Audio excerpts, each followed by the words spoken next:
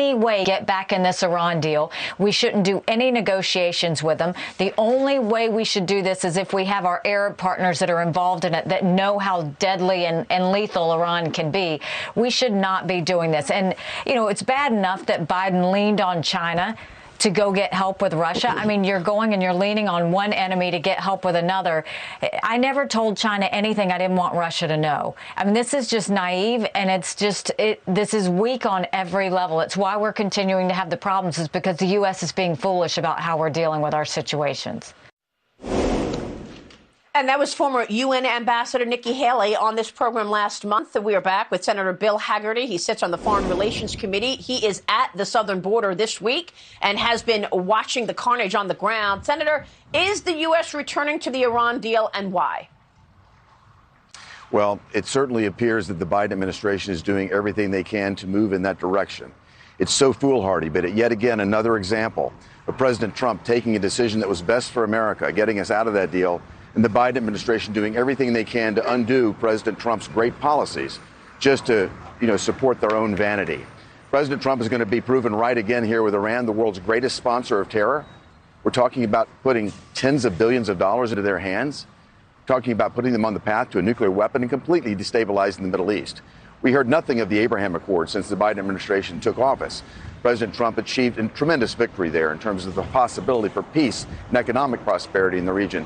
The Biden administration is willing to set that to the side immediately.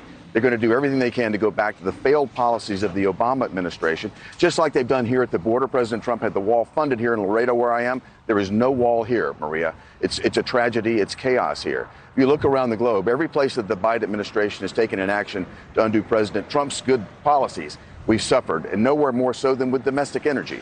Americans are feeling this every day at the pump.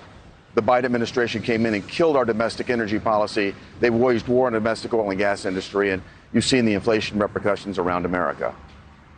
I don't understand why. What is the motivation, Senator? I mean, you're there at the border. You are seeing what the border agents are up against, trying to control and keep the law in place. It is no law at all. Wide open borders. Senator Marsha Blackburn told me that already they have apprehended at least 34 people who were on the terrorist watch list. So obviously we don't even know who's coming in and what their intentions are. There is an immigration structure in place. We give out 1 million green cards a year, and yet the administration is allowing all of these people, 18,000 people a day expected, to cut the line and break ahead of people who are trying to get here legally.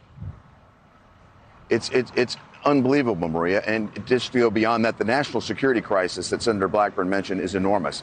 They've apprehended 157 different nationalities here at this border since President Biden took office. 157 different nationalities. The UN only recognizes 195 countries. This is a massive national security crisis. And people keep asking me, why don't the Democrats do something about this? What's the motivation? Well, their big dollar donors, I'm certain, are happy to have cheap labor coming across this border.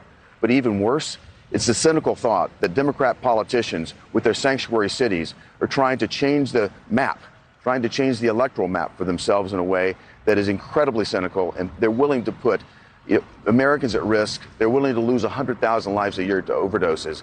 It's amazing what they'll do for search of power. Unbelievable. Are you satisfied with the briefings that you've gotten on the Iran deal? You're on Foreign Affairs. You should be briefed. Can he push the U.S. back into this deal without Congress's input at all? Maria, it certainly appears they're going to try to do this. They're going to try to go around the Congress again, not submit it as a treaty as it should be. Well, let me be clear. What that means is as soon as a Republican takes office back in 2024, that deal is going to be torn up again. We've got a process called INARA. They'll probably try to avoid that as well, but we're going to do everything we can to exert congressional oversight. I've tried to put legislation forward. The problem is I can't get Democrat support to do that. But I know that my Democrat colleagues see the folly in this as well. This is a major national security crisis. And real quick on the national security crisis, once Title 42 is lifted, what are you hearing in terms of how things are going to change in the coming months now that the administration late on Friday confirmed what we expected, that the CDC is saying Title 42 is going away? What I'm hearing here on the border, Maria, is that we're going to see a human tidal wave across this border. We're going to see a humanitarian crisis beyond anything you're seeing on the planet right now. What I've seen here the past 3 days on the ground are babies being left as distractions. We've seen drugs moving across this border in record proportion. We've seen children that have been subject to sexual abuse. This is horrible. Wow. Senator, thanks very much for your leadership and for being at the border this week. We appreciate it. Thanks for being here, Senator Bill Hagerty. Quick break, and then the senator who cracked open the Biden corruption story. Ron Johnson with new information this morning on Hunter Biden's international business entanglements, which he says have Joe Biden's fingerprints all over them. From Russia and Ukraine to China.